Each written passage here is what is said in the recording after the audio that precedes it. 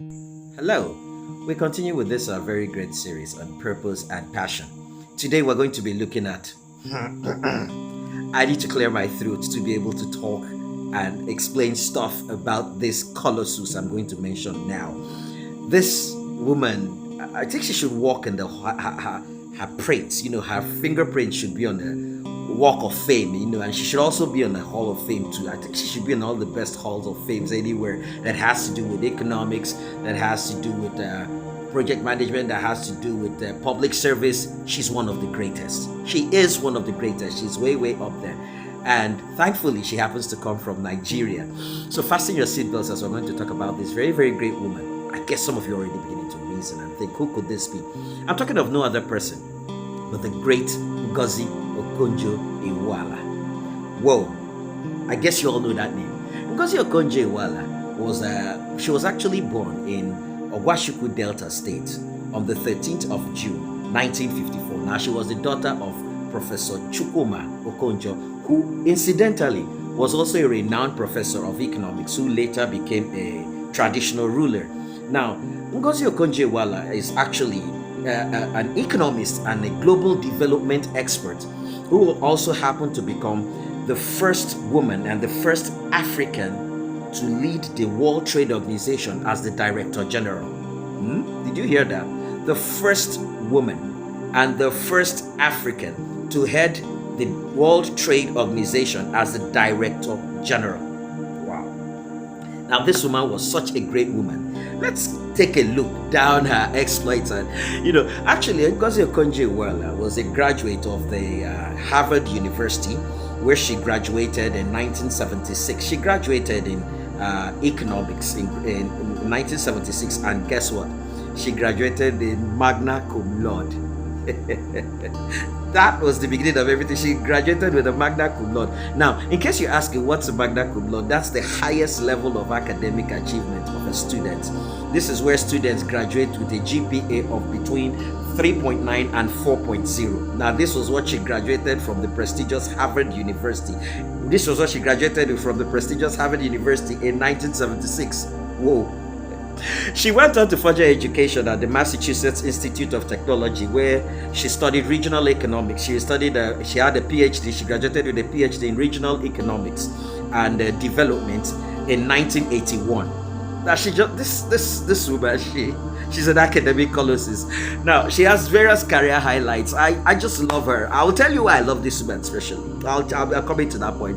Ngozi Okonjo-Iweala actually spent 25 years at the World Bank, as she rose to the position of the Director of Operations, and she oversaw an $81 billion operational portfolio in Africa, South Asia, Europe, and Central Asia. $81 billion portfolio. This is something else. Ngozi Okonjo-Iweala happened to be Nigeria's Minister of Finance twice, and she was also crucial in implementing a lot of economic reforms and debt relief for Nigeria in her position as the Minister of Finance twice. She was in 2021, the first woman appointed to lead the World Trade Organization. You can see I'm trying to really I don't even know where to start talking about her. So for the very first time, in this series, you can notice I'm a bit little, because I'm trying to, how do I talk about this woman? Where do I begin to talk about this woman? This is the same woman who negotiated the cancellation of Nigeria's $18 billion debt to the Paris Club. You can imagine such an influential woman who was able to negotiate the cancellation of that debt. And she also served as the chairman on the board of Gavi, that's the Global Alliance for Vaccines and Immunization. I'm just so strange, talking about this great woman. She was the co-chair too also of the Global Forum on Economy and Climate.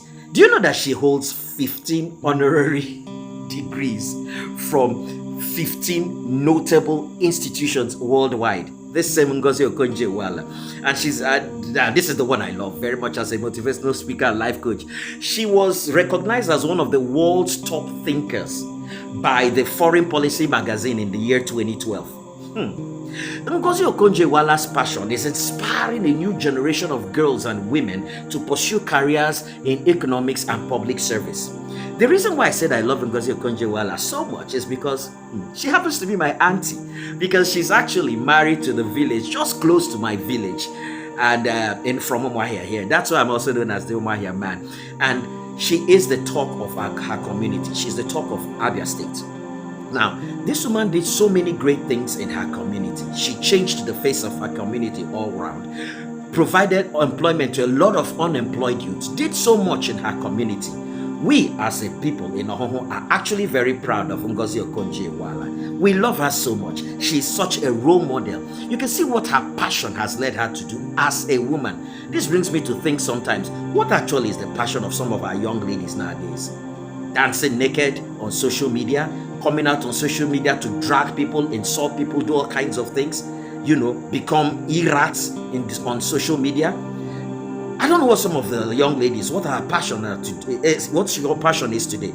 Is your passion being a prostitute, standing out there, reaping from sugar daddies, deceiving people, and also deceiving yourself? What actually is your passion in this generation? I started off this series with women so that we could think about it and also be driven. Look at what has driven this woman. She wants to see the young woman, the African woman, pursue careers in economics and public service. She has lived it. She is still living it. She is a renowned name till today. Won't some of us actually pursue our passions too, and pursue the right kind of passion and purpose too? King's Lodge, a normal man, just trying to give someone out a reason to stay alive and a purpose for living. Hey, please subscribe to my YouTube channel, Kingsley Orji TV. One of the best things you can do for me now is to subscribe to my YouTube channel. Let's stay on this series. There's so much more to learn. God bless us.